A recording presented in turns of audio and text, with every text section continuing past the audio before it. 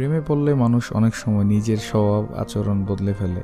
যে মানুষ একসময় খুব আত্মসম্মান নিয়ে চলতো সেই মানুষ প্রেমে পড়ে হয়ে যায় কিছুটা বেহায়া।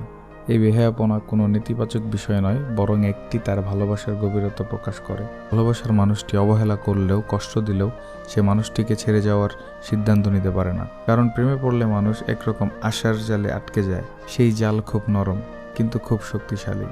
তার মধ্যে একটা বিশ্বাস কাজ করে, সব ঠিক হয়ে যাবে।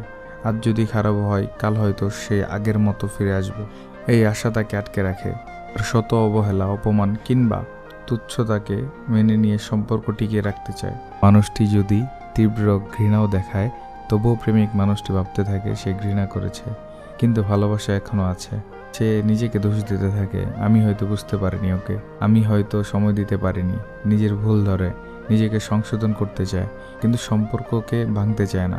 এভাবেই ধীরে ধীরে একটা মানুষ নিজের আত্মসম্মানকে একটু একটু করে গলিয়ে ফেলে ভালোবাসার করাই। তবুও সে ভালোবাসে নিঃশব্দে, নিঃস্বার্থভাবে। তার চোখে সে মানুষটাই পৃথিবীর সবচেয়ে আপন, তাই তাকে হারানোর ভয়ে তাকে দূরে সরে যেতে দেয় না।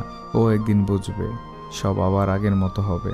কিন্তু বাস্তবতা হলো, এই ধরনের প্রেম একপাক্ষিক হয়ে ওঠে, মানুষের ভেতরে ভেতরে ভেঙে পড়ে।